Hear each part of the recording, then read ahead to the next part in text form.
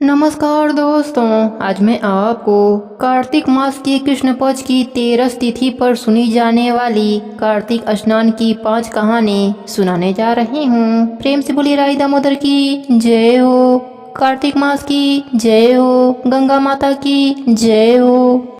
एक राजा थे, एक रानी थी। रानी हर साल कार्तिक स्नान के लिए जाया करती थी। राजमहल में एक इल्ली और घुन रहते थे। उन दोनों में बहुत दोस्ती थी। वह दोनों रोज बातचीत करते थे। इस साल कार्तिक के महीने में इल्ली ने सोचा कि मैं भी कार्तिक स्नान कर आऊंगी। तो इल्ली ने उस घुन से कहा कि चलो घुन भाई, अब की बार कार्तिक स्नान के लिए चलते हैं। तो घुन ने मना कर दिया। इल्ली ने बार बार कहा कि चलो भाई कार्तिक स्नान के लिए चलते हैं, लेकिन घुन नहीं माना। इल्ली ने कहा कि मैं तो कार्तिक स्नान के लिए जाऊंगी। फिर रानी की चुनरी के पल्लों में चिपक कर रोज कार्तिक स्नान के लिए जाया करती थी। इस तरह कार्तिक महीना पूरा हुआ। कार्तिक पूर्णिमा के दिन कार्तिक स्नान करके आई। उसके बाद इल्ली की मृत्यु हो गई। कार्तिक पूर्णिमा के दिन घुन की भी मृत्यु हो गई। कार्तिक स्नान के पुण्य से इल्ली को राजा के यहाँ राजकुमारी के रूप में जन्म मिला और घुन को उसी राज में गधे के रूप में जन्म मिला। धीरे धीरे राजकुमारी बड़ी हुई। राजा ने राजकुमारी का विवाह करने का सोचा। राजकुमारी के लिए बहुत ही सुंदर राजकुमार देखा। राजकुमार के साथ राजा ने राजकुमारी का विवाह करा दिया। जब राजकुमारी विदा होने वाली थी तब राजा ने कहा, बेटी बताओ तुम्हें क्या चाहिए, तुम्हें जो भी चाहिए वह मांग लो। उस राजकुमारी की नज़र उस गधे पर पड़ी। गधे को देखते ही वह पहचान गई, यह तो वही घुन है। तब उसने राजा से कहा कि पिताजी मुझे यह गधा चाहिए। राजा ने कहा, राजकुमारी तुम इस गधे का क्या करोगी? तुम और कुछ जो भी चाहिए, धन दौलत, हाथी घोड़े, हीरे जवाहरात वह ले लो। राजकुमारी ने कहा, नहीं पिताजी मुझे तो यह गधा ही चाहिए। राजकुमारी के जिद के आगे राजा को झुकना पड़ा। फिर राजा ने कहा, ठीक है बेटी, अगर तुम्हें गधा ही चाहिए तो इस गधे को अपने साथ ले जाओ। राजा ने गधे को राजकुमारी के पालकी से बंधवा दिया और राजकुमारी के पालकी के साथ गधा भी राजकुमारी के ससुराल पहुंच गया। राजकुमारी के ससुराल वाले गधे को देखकर सब आश्चर्य में पड़ गए कि राजकुमारी के साथ यह गधा क्यों आया है।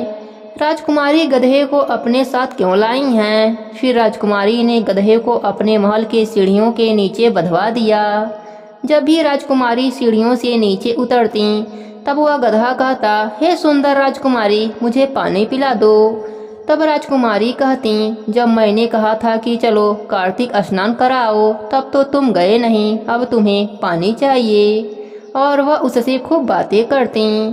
समय बीतता गया। एक बार जब राजकुमारी गधे से बातें कर रही थीं तो उनकी जेठानियों ने उसे देख लिया। जेठानियाँ आपस में बातें करने लगीं कि यह कौन है, यह जानवरों से कैसे बातें कर सकती है, यह कोई जादूगरनी है या फिर कोई जादू टोना जानती है। जेठानियाँ समझ नहीं पाईं कि यह जानवर से कैसे बातें कर रही है। जेठानियाँ भागते भागते अपने देवर जी के पास गईं। उन्होंने राजकुमार से कहा, राजकुमार तुम यह कैसी राजकुमारी ब्याह के लाए हो? यह तो जादू टोना जानती है, यह जानवरों से कैसे बातें करती है। सब बातें सुनने के बाद राजकुमार बोला, मैं आपकी बातों पर विश्वास नहीं करता। मैं जब तक अपनी आंखों से नहीं देख लेता और कानों से नहीं सुन लूंगा तब तक इन बातों को नहीं मानूंगा। भाभियों ने कहा, ठीक है तो आप खुद ही देख लो। अगले दिन राजकुमार सीढ़ियों के नीचे छिप गया। राजकुमारी जब नीचे आई तो हर बार की तरह गधे ने कहा, हे सुंदर राजकुमारी मुझे पानी पिला दो। फिर राजकुमारी ने वही बातें कही कि मैंने पहले कहा था कि कार्तिक स्नान कर लो, तब तो तुमने किया नहीं, अब तुम रोज पानी मांगते हो। और गधे से बातें करने लगी। राजकुमार यह सब बातें सुन रहा था। राजकुमार सीढ़ियों के नीचे से निकलकर राजकुमारी से पूछा, राजकुमारी यह कौन है? तुम इससे कैसे बातें करती हो? तुम जानवरों के साथ कैसे बात कर सकती हो? तब राजकुमारी ने सारी बात राजकुमार से बताई कि पिछले जन्म में मैं एक इल्ली थी और यह गधा घून था। मैंने इससे कार्तिक स्नान के लिए कहा तो इसने मना कर दिया था और मैं रोज रानी के पल्लों में छिपकर कार्तिक स्नान के लिए जाया करती थी। कार्तिक स्नान के पुण्य से ही मुझे राजकुमारी का जन्म मिला और कार्तिक स्नान न करने के कारण इसे गधे का जन्म मिला। राजकुमार ने कहा, इतना महत्व है कार्तिक स्नान करने का? तो राजकुमारी ने कहा, हाँ। तब राजकुमार ने कहा, अब हर साल हम दोनों एक साथ कार्तिक स्नान के लिए जाया करेंगे। कार्तिक का महीना आया। राजकुमार और राजकुमारी साथ में कार्तिक स्नान के लिए जाया करते थे। राजकुमार ने अपने राज्य में घोषणा करा दी कि जो भी कार्तिक स्नान के लिए जावे वह अपने स्नान का पानी इस गधे पर डाले। अब कार्तिक के महीने में हर रोज जो भी कार्तिक स्नान के लिए जाता वह अपना स्नान किया हुआ पानी लाता और गधे पर डाल देता। कार्तिक स्नान के पुण्य से गधे को इस योनि से मुक्ति मिल गई और मोक्ष मिला। और इधर राजकुमार और राजकुमारी खुशी खुशी से रहने लगे। उन्हें किसी भी प्रकार का कोई कष्ट नहीं होता था। राजकुमार और राजकुमारी हर साल कार्तिक मास में कार्तिक स्नान के लिए जाया करते थे। कार्तिक स्नान के पुण्य से राजकुमार और राजकुमारी को वैकुंठ लोक की प्राप्ति हुई। हे कार्तिक के देव, जैसे आपने राजकुमारी पर अपनी कृपा करी वैसे ही अपने सभी भक्तों पर अपनी कृपा बनाए रखना। कहानी अधूरी हो तो पूरी करना, पूरी हो तो मान रखना, सबके व्रत को पूर्ण करना। प्रेम से बोलिए राज दामोदर की जय हो। प्राचीन काल में मृतलोक में एक ब्राह्मणी रहती थी। वह सदैव कार्तिक स्नान और कार्तिक मास में व्रत रखा करती थी, लेकिन वह कभी भी अन्न का दान नहीं करती थी। उसके आसपास के लोग उसे कुछ दान देने के लिए कहते तो वह उसे दिखावा का काम कहकर मना कर देती थी। धीरे धीरे समय निकला और वह बूढ़ी हो गई। एक बार कार्तिक स्नान और व्रत कर रही थी, इससे उसका शरीर अत्यंत दुर्बल हो गया। यह सब देखकर विष्णु भगवान ने सोचा कि ब्राह्मणी व्रत और कार्तिक स्नान करके अपना शरीर शुद्ध कर लिया है, अब इसे स्वर्गलोक तो मिल ही जाएगा। परंतु इसने कभी भी अन्न का दान नहीं किया, इससे इसकी तृप्ति होना कठिन है। ऐसा सोचकर विष्णु भगवान ने भिखारी के भेष में मृतलोक में उस ब्राह्मणी के पास आए और ब्राह्मणी से भिक्षा मांगी।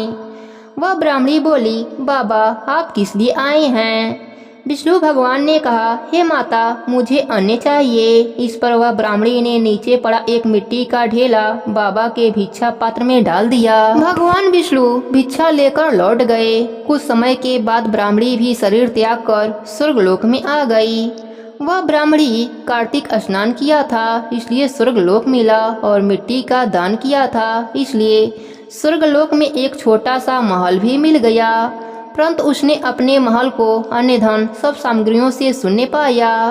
ब्राह्मणी विष्णु भगवान के पास गई और कहने लगी, हे प्रभु मैंने कार्तिक स्नान और व्रत आदि किया, परंतु फिर भी मेरा घर अन्य धन सब वस्तुओं से शून्य है, इसका क्या कारण है? इस पर कार्तिक के देव बोले, पहले तुम अपने महल जाओ, देव स्त्रियां आएंगी तुम्हें देखने के लिए। तुम अपना दरवाजा खोलने से पहले उनसे अन्य दान का महात्म्य सुनकर ही द्वार खोलना। यह सब बातें सुनकर ब्राह्मणी अपने महल में आ गई। जब देव स्त्रियां आईं और द्वार खोलने को कहा तो ब्राह्मणी ने कहा, पहले आप मुझे अन्य दान का महात्म्य बताइए। उनमें से एक देव स्त्री ने अन्य दान का महात्म्य सुनाया। तब ब्राह्मणी ने द्वार खोला। देव स्त्रियों ने देखा कि न तो वह गांधर्वी है न ही आसुरी है, वरन यह तो कुरूप मनुष्य जैसी है। वह ब्राह्मणी उनके कथना अनुसार अन्न का दान किया, जिसके प्रभाव से वह सुंदर और रूपवती हो गई तथा उसका घर अन्न आदि समस्त सामग्रियों से युक्त हो गया।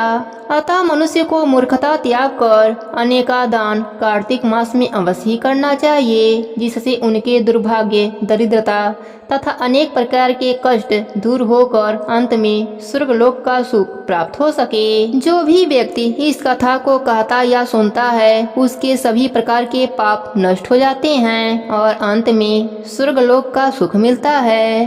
प्रेम से बोलिए राज दामोदर की जय हो, कार्तिक के देव की जय हो। बहुत समय पहले की बात है। एक गांव में एक बुढ़िया रहती थी। उसका एक बेटा और एक बहू भी साथ में रहते थे। जब कार्तिक का महीना आया तो उस बुढ़िया ने अपने बेटे से कहा कि बेटा, मैं कार्तिक स्नान के लिए जाना चाहती हूँ और 1 महीना वहीं कुलवास करूँगी। यह सुनकर उसके बेटे ने कहा, ठीक है माँ, मैं आपको छोड़ आऊँगा। फिर बेटे ने अपने पत्नी से कहा कि मेरे माँ के लिए 30 लड्डू बना देना ताकि रोज नहाकर 1 लड्डू खा सकें। बहू इस बात से नाराज हुई, लेकिन गुस्से से उसने 30 लड्डू बनाकर दे दिए। बुढ़िया नदी किनारे कार्तिक स्नान को गई और वहीं पर एक किनारे पर झोपड़ी बनाकर रहने लगी। बुढ़िया रोज सवेरे उठकर स्नान करती और जैसे ही 1 लड्डू निकालकर खाने जाती, तभी कार्तिक के देव बंदर का रूप धरकर वहां आ जाते। तब वह बुढ़िया लड्डू अपने खुशी से बंदर को दे देती थी। इस तरह से कार्तिक का पूरा महीना बीत गया और सभी लड्डू उस बुढ़िया ने उस बंदर को खिला दिया। कार्तिक का महीना समाप्त होने पर बुढ़िया वापस जाने को तैयार हुई तो कार्तिक के देव प्रकट हो गए। उन्होंने बुढ़िया के उस कुटिया के जगह आलीशान महल बना दिया। बुढ़िया का पूरा महल धन दौलत से भर गया। उसकी काया निरोगी हो गई। अन्न के भंडार से महल भर गया। इतना सब होने पर वह धूमधाम से अपने बेटे के पास गई। बुढ़िया को इतना धनी देखकर बहू को बहुत जलन हुआ और सोचा, अगले साल मैं अपने माँ को कार्तिक स्नान के लिए भेजूंगी। अगले साल कार्तिक का महीना आया तो अपने माँ को कार्तिक स्नान के लिए भेज दिया और खाने के लिए पूरे 30 लड्डू घी और बहुत सा मेवा डालकर बनाया और माँ को दे दिया। उसकी माँ कार्तिक स्नान के लिए नदी पर पहुँच गई। वहाँ पर एक झोपड़ी तैयार किया, वहीं पर रहने लगी। जब सवेरा हुआ तो बहू की माँ स्नान करके खाने बैठी, तभी कार्तिक के देव बंदर का रूप धरकर उसके पास आ गए। तो वह बंदर को पत्थर से मारकर भगा दिया और कहा कि मेरा पेट भरा ही नहीं, तुम कहाँ से आ गए। उसका रोज का क्रम इसी तरह चलता रहा, लेकिन उसने कभी भी बंदर को एक भी लड्डू नहीं खिलाया। धीरे धीरे कार्तिक का महीना बीत गया। तब कार्तिक के देव उसके सामने प्रकट हुए और उन्होंने बहू की माँ के कुटिया को कूड़े कचरे में बदल दिया और माँ को डूगर बना दिया। कार्तिक का महीना समाप्त हो गया। बहू इंतजार करती कि माँ अब गाजे बाजे के साथ आएगी, लेकिन उसकी माँ नहीं आई। तो वह अपने पति से बोली कि जाइए और मेरी माँ को लेकर आइए। तब वह लड़का उसकी माँ को लेने गया तो वहाँ देखता है कुटिया की जगह कूड़े कचरे का ढेर लगा हुआ है और उसकी सास उस पर डूगर बनकर बैठी है। लड़के को देखकर कार्तिक के देव प्रकट हुए और बोले, बेटा, तुम्हारी माँ ने सच्चे मन से कार्तिक का स्नान किया था, पूजा पाठ किया था, कथाएं सुनी थी, इसलिए तुम्हारी माँ पर मैं अत्यंत प्रसन्न होकर उसे आशीर्वाद दिया। लेकिन तुम्हारी सास पापी मन से यह कार्य किया और कार्तिक के महीने में बेटी के घर का अन्न खाया, इसलिए मैं इससे बहुत नाराज हूँ। इस कारण से यह डूगर बन गई है। हे कार्तिक के देव, जैसे आपने लड़के की माँ पर अपनी कृपा बरसाई, वैसे ही अपने सभी भक्तों पर अपनी कृपा बनाए रखना। कहानी अधूरी हो तो पूरी करना, पूरी हो तो मान रखना। प्रेम से बोलिए कार्तिक के देव की जय हो, राई दामोदर की जय हो, विष्णु भगवान की जय हो। एक समय भगवान विष्णु मृत्युलोक में विचरण करने के लिए जा रहे थे। तब लक्ष्मी जी ने उनसे कहा, प्रभु, मैं भी आपके साथ पृथ्वी लोक पर चलूंगी। तब विष्णु भगवान ने कहा, अगर आप मेरी बात मानेंगी तब मैं आपको अपने साथ ले चलूंगा। मैं जो भी कहूँगा आपको वही करना पड़ेगा। तब लक्ष्मी जी ने कहा, ठीक है प्रभु, मैं वही करूंगी जो आप कहेंगे। तब भगवान विष्णु के साथ लक्ष्मी जी भी भूमंडल पर आ गईं। कुछ देर के बाद एक जगह पहुंचकर विष्णु भगवान ने लक्ष्मी जी से कहा कि मैं दक्षिण दिशा में जा रहा हूं। जब तक मैं ना कहूं तब तक आप उधर मत आना, आप यहीं पर ठहरो और मेरा इंतजार करना। विष्णु जी दक्षिण दिशा की ओर चले गए। लक्ष्मी जी ने मन में सोचा कि दक्षिण दिशा में ऐसा क्या है जो भगवान ने मुझे उधर जाने से मना कर दिया है, और भगवान स्वयं वहां चले गए। लक्ष्मी जी से रहा नहीं गया और वह विष्णु भगवान जी के पीछे पीछे दक्षिण दिशा की ओर चली गईं। दक्षिण दिशा की ओर चलते चलते उन्हें एक सरसों का खेत दिखाई दिया जिसमें खूब फूल लगे हुए थे। सरसों के फूलों को देखकर लक्ष्मी जी मुग्ध हो गईं और फूल तोड़कर अपना श्रृंगार करने लगीं। श्रृंगार करने के बाद लक्ष्मी जी आगे बढ़ीं। आगे जाने पर उन्हें एक गन्ना का खेत मिला, तो लक्ष्मी जी ने गन्ना तोड़ लिया और तोड़कर गन्ना खाने लगीं। उसी वक्त वहाँ पर विष्णु भगवान आ गए और लक्ष्मी जी को गन्ना खाते हुए देख उन पर नाराज हो गए और उनके आंखों में आंसू आ गए। लक्ष्मी माता ने कहा, प्रभु आपके आंखों में आंसू पर क्यों? तब विष्णु भगवान ने कहा, आपसे बिछड़ने के दुख में मेरे आंखों में आंसू आ गए। तब लक्ष्मी माता ने कहा, हे प्रभु मैं कुछ समझी नहीं। तब विष्णु भगवान ने कहा, आपने मेरी बात नहीं मानी और किसान के बिना पूछे आपने उसके खेत से गन्ना तोड़ लिया।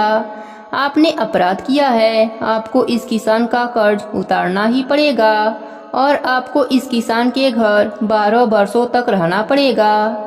ऐसा कहकर विष्णु भगवान लक्ष्मी माता को उस किसान के घर छोड़कर अपने लोक को चले गए। इधर लक्ष्मी जी एक गरीब लड़की का भेष बनाकर उस गरीब किसान के घर के बाहर गईं। बाहर से आवाज लगाया। किसान बाहर आया और पूछा, बेटी किसे खोज रही हो? तब लक्ष्मी माता ने कहा, मुझे कोई काम दे दीजिए, मेरा कहीं भी ठिकाना नहीं है। उस किसान की पत्नी और 3 बच्चे भी थे। उनका गुजारा बहुत मुश्किल से होता था, परंतु किसान बहुत ही दयालु था। वह उस गरीब कन्या को घर में ले गया और अपनी सारी बात अपने पत्नी को बताई। उसकी पत्नी भी बहुत दयालु स्वभाव की थी। उसने बचा हुआ भोजन दिया और सोने के लिए फटा पुराना बिस्तर बिछा दिया। लक्ष्मी माता उस गरीब किसान के घर में काम करने लगीं और उस छोटे से खेत में भी काम करती थीं। लक्ष्मी माता के रहने से उस किसान का कारोबार बढ़ने लगा। कुछ ही दिनों में वह सेठ कहलाने लगा। वह गरीब किसान इसका सारा श्रेय उस गरीब कन्या को देता था और उस कन्या को अपनी बेटी जैसा प्यार देता था। माता लक्ष्मी उस किसान के घर 12 वर्षों तक बड़े ही आनंद से रहीं। 12 वर्षों के बाद लक्ष्मी माता का जाने का समय आ गया। विष्णु भगवान लक्ष्मी जी को लेने के लिए किसान के घर आए। लक्ष्मी माता विष्णु भगवान के साथ जाने के लिए उस घर से निकली। तब तक किसान की आंखें खुल गई और वह बाहर आया। एक सुंदर दिव्य स्त्री को देखा। वह पहचान गया, यह मेरी मुंहबोली बेटी है। तब तक किसान की पत्नी बच्चे भी बाहर आ गए। सब माता लक्ष्मी और विष्णु भगवान के दर्शन किए। किसान ने माता लक्ष्मी से क्षमा मांगने लगा। लक्ष्मी माता ने कहा, मैं तो सिर्फ अपना कर्ज उतार रही थी, उसमें तुम्हारा कोई भी दोष नहीं है। किसान ने लक्ष्मी माता के पैर पकड़ लिया और कहा, मैं आपको कहीं भी जाने नहीं दूंगा। तब भगवान विष्णु ने किसान से कहा, लक्ष्मी जी को कोई भी नहीं रोक सकता, यह कहीं नहीं ठहरती। वह तो तुम्हारा कर्ज उतारने के लिए तुम्हारे घर पर रहीं। अब तुम्हारा कर्ज समाप्त हो गया है। लेकिन किसान हठपूर्वक कहा, नहीं, मैं इन्हें कहीं भी जाने नहीं दूंगा। तब लक्ष्मी जी ने कहा, हे किसान, तुम मुझे रोकना चाहते हो तो मैं जैसा कहूँ वैसा करना। कल धनतेरस है, तुम घर को लीप पोत कर स्वच्छ रखना, रात्रि में घी का दीपक जलाकर रखना, शाम को मेरा पूजन करना और एक तांबे के कलश में रुपए भरकर मेरे लिए रखना। मैं उसी कलश में निवास करूंगी, किंतु पूजा के समय मैं तुम्हें दिखाई नहीं दूंगी। इस एक दिन की पूजा से हमेशा मैं तुम्हारे घर में विराजमान रहूंगी। यह कहकर लक्ष्मी माता अंतर ध्यान हो गईं। अगले दिन किसान माता के कहे अनुसार पूजा किया। उसके घर में कभी भी अन्य धन की कमी नहीं हुई। हे लक्ष्मी माता, जैसे आपने किसान पर अपनी कृपा करी, उसी तरह अपने सभी भक्तों पर अपनी कृपा सदा ही बनाए रखना। सबके घर अन्य धन का भंडार भरना। प्रेम से बोलिए लक्ष्मी माता की जय हो, विष्णु भगवान की जय हो, कार्तिक मास की जय हो। एक बार यमदूतों ने धर्मराज जी को बताया कि महाराज, अकाल मृत्यु से हमारे मन भी पसीज जाते हैं। धर्मराज जी ने द्रवित होकर कहा, क्या किया जाए? विधि के विधान की मर्यादा हेतु हमें ऐसा अप्रिय कार्य करना पड़ता है। धर्मराज जी ने अकाल मृत्यु से बचने का उपाय बताते हुए कहा कि धनतेरस के पूजन एवं दीपदान को विधि पूर्वक अर्पण करने से अकाल मृत्यु से छुटकारा मिल सकता है। जहाँ जहाँ जिस जिस घर में यह पूजन होता है वहाँ अकाल मृत्यु का भय नहीं रहता है। इसी घटना से धनतेरस के दिन धनवंतरी पूजन सहित यमराज को दीपदान की प्रथा का प्रचलन हुआ। प्रेम से बोलिए धर्मराज जी की जय हो। धनतेरस से जुड़ी कथा है कि कार्तिक कृष्ण त्रयोदशी के दिन देवताओं के कर्म में बाधा डालने के कारण भगवान विष्णु ने असुरों के गुरु शुक्राचार्य की एक आंख फोड़ दी थी। कथा के अनुसार देवताओं के राजा बलि के भय से मुक्ति दिलाने के लिए भगवान विष्णु ने वामन अवतार लिया और राजा बलि के यज्ञ स्थल पर पहुंच गए। शुक्राचार्य ने वामन रूप में भी भगवान विष्णु को पहचान लिया और राजा बलि से आग्रह किया कि वामन कुछ भी मांगे उन्हें इनकार कर देना। वामन साक्षात भगवान विष्णु हैं जो देवताओं की सहायता के लिए तुमसे सब कुछ छीनने के लिए आए हैं। बलि ने शुक्राचार्य की बात नहीं मानी। वामन भगवान द्वारा मांगी गई 3 पग भूमि दान करने के लिए कमंडल से जल लेकर संकल्प लेने लगे। बलि को दान करने से रोकने के लिए शुक्राचार्य राजा बलि के कमंडल में लघु रूप धारण करके प्रवेश कर गए। इससे कमंडल से जल निकलने का मार्ग बंद हो गया। भगवान वामन शुक्राचार्य की चाल को समझ गए। भगवान वामन ने अपने हाथ में रखे हुए कुश को कमंडल में ऐसे रखा कि शुक्राचार्य की एक आंख फूट गई। शुक्राचार्य छटपटाकर कमंडल से बाहर निकल आए। इसके बाद बलि ने 3 पग भूमि दान करने का संकल्प ले लिया। तब भगवान वामन ने अपने एक पैर से संपूर्ण पृथ्वी को नाप लिया और दूसरे पग से अंतरिक्ष को। तीसरा पग रखने के लिए कोई स्थान नहीं होने पर बलि ने अपना सिर वामन भगवान के चरणों में रख दिया। बलिदान में अपना सब कुछ गंवा बैठा। इस तरह बलि के भय से देवताओं को मुक्ति मिली और बलि ने जो धन संपत्ति देवताओं से छीन लिया था उससे कई गुना धन संपत्ति देवताओं को मिल गई। इस उपलक्ष्य में भी धनतेरस का त्योहार मनाया जाता है। इस कथा को सुनने से धन आने के सारे रास्ते खुल जाते हैं। प्रेम से बोलिए विष्णु भगवान की जय हो। शास्त्रों में वर्णित कथाओं के अनुसार समुद्र मंथन के दौरान कार्तिक कृष्ण त्रयोदशी के दिन भगवान धन्वंतरी अपने हाथों में अमृत कलश लेकर प्रकट हुए। मान्यता है कि भगवान धन्वंतरी विष्णु भगवान के अंशा अवतार हैं। संसार में चिकित्सा विज्ञान के विस्तार और प्रचार के लिए ही भगवान विष्णु ने धन्वंतरी का अवतार लिया था। भगवान धन्वंतरी के प्रकट होने के उपलक्ष्य में ही धनतेरस का त्योहार मनाया जाता है। भगवान धन्वंतरी के प्रकट होने की इस कथा को सुनने से रिद्धि सिद्धि की प्राप्ति होती है। प्रेम से बोलिए धन्वंतरी भगवान की जय हो, विष्णु भगवान की जय हो, लक्ष्मी माता की जय हो। अब सुनते हैं व्रत को और कथा को पूर्ण करने वाले गणेश भगवान की कहानी। प्रेम से बोलिए गणेश भगवान की जय हो। एक समय की बात है, एक नगर में एक भाई बहन रहते थे। बहन का नियम था कि वह रोज सवेरे भाई का मुख देखती फिर खाना खाती थी। बहन की शादी हो गई पर बहन अपना नियम नहीं छोड़ा। वह रोज सुबह अपने भाई के घर आती और भाई का मुख देखती फिर खाना खाती थी। रास्ते में एक पीपल के पेड़ के नीचे गणेश जी की छोटी सी मूर्ति रखी हुई थी। उसके सामने बहन हाथ जोड़कर कहती, हे प्रभु, मेरे जैसा अमर सुहाग और मेरे जैसा अमर पिहर सबको देना। इस तरह से वह अपना नियम निभाती थी। एक दिन भाई के घर जाकर बैठ गई। तब भाभी ने पूछा, बाई जी पैरों में क्या हुआ है? बहन ने कहा, भाभी जंगल के रास्ते में कांटे उग गए हैं, वही पैरों में चुभ गए हैं। ऐसा कहकर वह वापस अपने घर आ गई। भाभी अपने पति से बोली कि रास्ता साफ करवा दो, आपके बहन के पैरों में कांटे चुभ जाते हैं। भाई ने कुल्हाड़ी लेकर सारे झाड़ी काट दिए, रास्ता एकदम साफ कर दिया, जिसमें गणेश भगवान का स्थान भी हट गया। यह देखकर गणेश भगवान नाराज हो गए और उसके प्राण हर लिए। जब लोग उसे अंतिम संस्कार के लिए ले जाने लगे तो भाभी रोती हुई बोली, रुक जाइए आप लोग, मेरी ननद अभी आती होगी, उसका भाई का मुख देखने का नियम है। सब गांव वाले बोले, आज तो देख लेगी पर कल कैसे देखेगी। रोज की तरह भाई का मुख देखने के लिए बहन जंगल में पहुंचती है तो देखती है कि सारा रास्ता साफ हुआ है। उसने देखा कि गणेश जी का स्थान भी हटा दिया गया है। वह तुरंत कुछ पत्तों से गणेश जी का स्थान बनाती है और हाथ जोड़कर बोलती है, हे प्रभु, मेरे जैसा अमर सुहाग और मेरे जैसा अमर पीहर सबको देना। फिर आगे चल देती है। गणेश भगवान सोचते हैं कि अगर इसकी नहीं सुनी तो हमें कलयुग में कौन मानेगा, हमें कौन पूजेगा।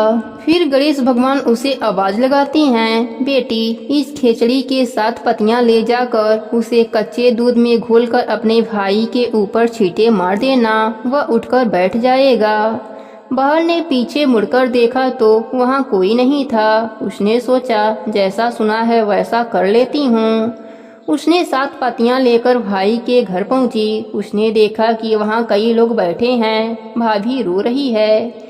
भाई का लाश रखा है। बहन घर के अंदर गई, दूध की चेरी ले आई, उसमें पत्तियां मिलाई और भाई के शरीर पर छींटे मारे। भाई उठकर बैठ गया और बोला, आज तो बहुत अच्छी नींद आई थी। बहन बोली, ऐसा नींद किसी दुश्मन को न आए, और उसने सारी बात भाई को बताई। सब लोगों ने गणेश भगवान का जयकारा लगाया। हे गणेश जी महाराज, जैसे आपने उस लड़की को अमर सुहाग और अमर फीहर दिया, वैसे ही अपने सभी भक्तों पर अपनी कृपा बनाए रखना। कहानी अधूरी हो तो पूरी करना, पूरी हो तो मान रखना, सबके व्रत को पूर्ण करना। प्रेम से बोलिए गणेश भगवान की जय हो, भोलेनाथ की जय हो, पार्वती माता की जय हो।